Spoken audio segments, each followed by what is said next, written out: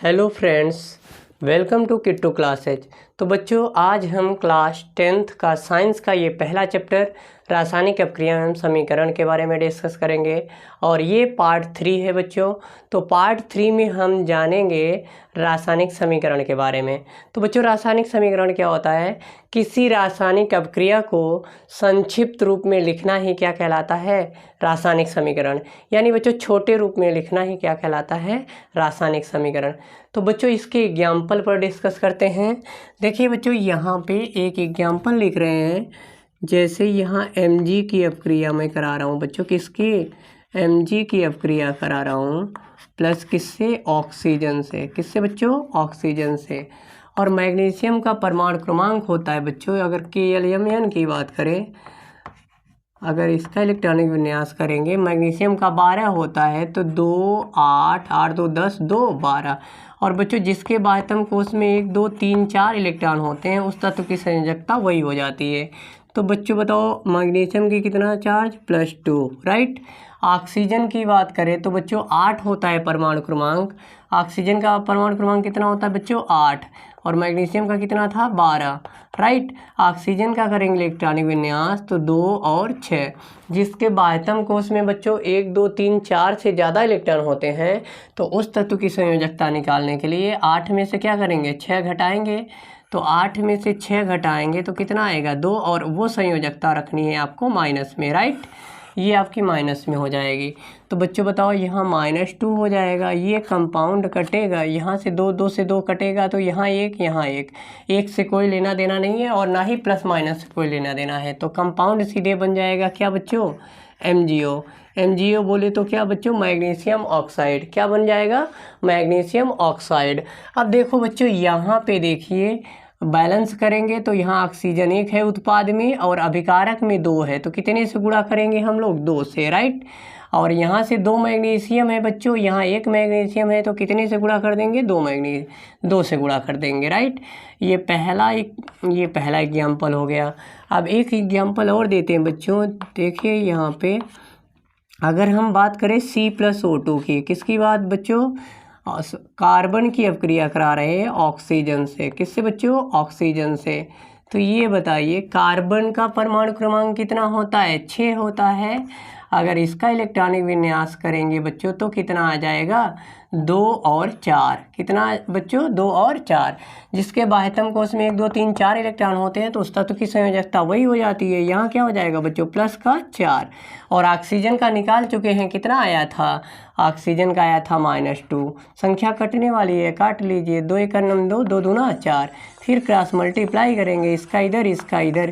Carbon के नीचे 1 लिखेंगे, ऑक्सीजन के नीचे बच्चों 2। तो ये बन जाएगा बच्चों क्या? CO2। इसको बोलते हैं बच्चों कार्बन डाइऑक्साइड गैस। क्या ये रिएक्शन बैलेंस है? चेक कर लेते हैं। कार्बन 1 है, ऑक्सीजन 2 है अभिकारक में, उत्पाद में भी 2 है, तो ये तो रिएक्शन बैलेंस है। इसके साथ अब कोई छेड़खानी करने की ज़रूरत नहीं है। रासायनिक समीकरण के प्रकार, अब जानेंगे बच्चों रासायनिक समीकरण के प्रकार के बारे में। तो रासायनिक समीकरण बच्चों 2 प्रकार के होते हैं। पहला है संतुलित रासायनिक समीकरण, यानी बैलेंस्ड इक्वेशन। तो संतुलित समीकरण क्या है बच्चों?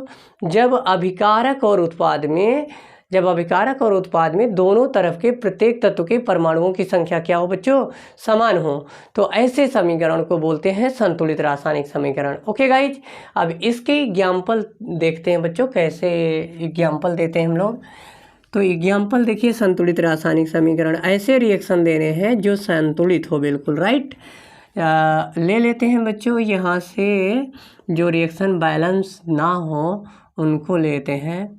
जैसे बच्चों ले लेते हैं NH3। क्या बच्चों? NH3 क्या है? अमोनिया है, अमोनिया गैस है। प्लस इसकी अपक्रिया हम करा दे रहे हैं HCl से। किससे बच्चों? HCl से। अब देखिए ये रिएक्शन बैलेंस है कि नहीं है, पहले रिएक्शन देख लेते हैं बच्चों। NH3 आयन नहीं होता है, बल्कि कौन सा आयन होता है बच्चों? Ammonium ion. तो यहाँ NH3 है, यहाँ एक इसका H लेके हम लोग बना लेंगे अमोनियम। अमोनियम क्लोराइड पे जो चार्ज होता है बच्चों कितना होता है +1, कितना होता है +1।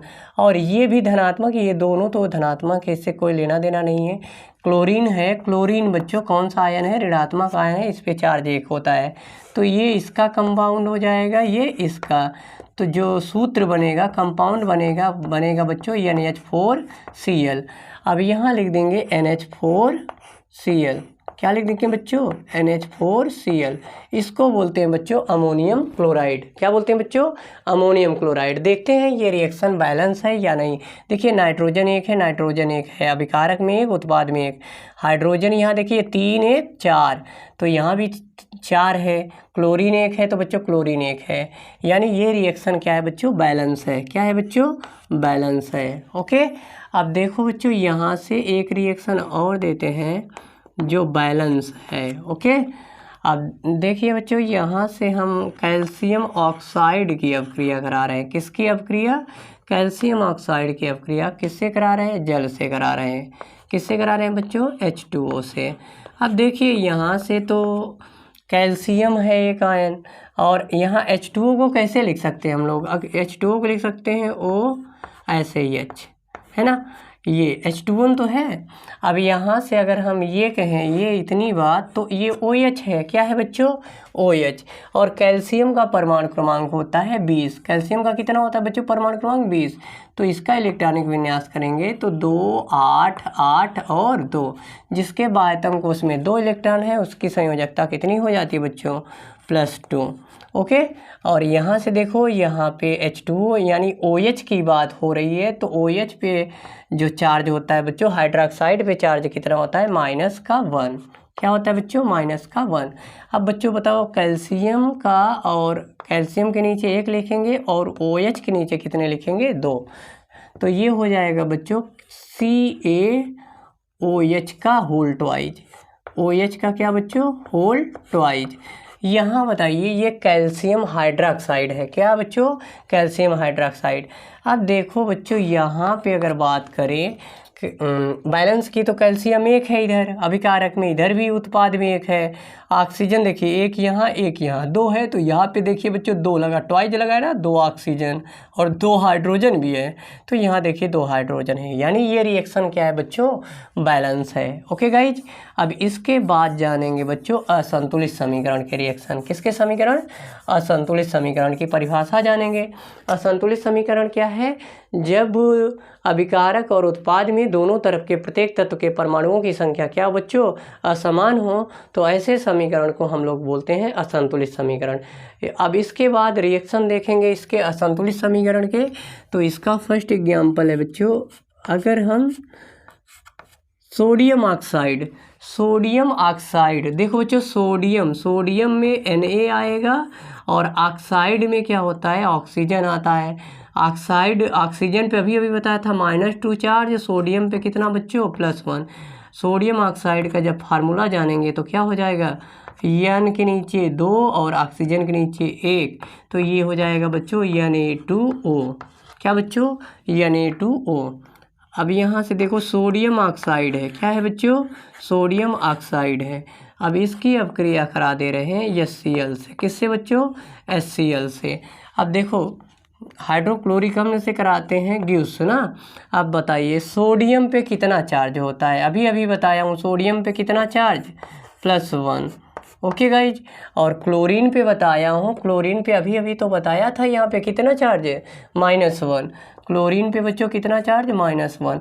ये कंपाउंड बनेगा, एक है, तो डायरेक्ट कंपाउंड बन जाएगा NaCl। क्या बन जाएगा बच्चों, NaCl। तो ये कंपाउंड बन चुका है NaCl, यानी सोडियम क्लोराइड। सोडियम क्लोराइड बोले तो बच्चों साधारण नमक।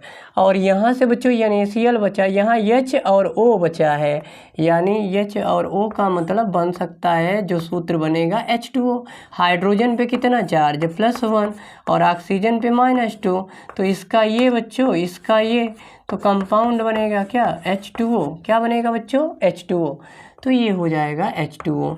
हमें असंतुलित समीकरण के रिएक्शन देने थे ना। अब देखिए, अब इसको बैलेंस नहीं करना है।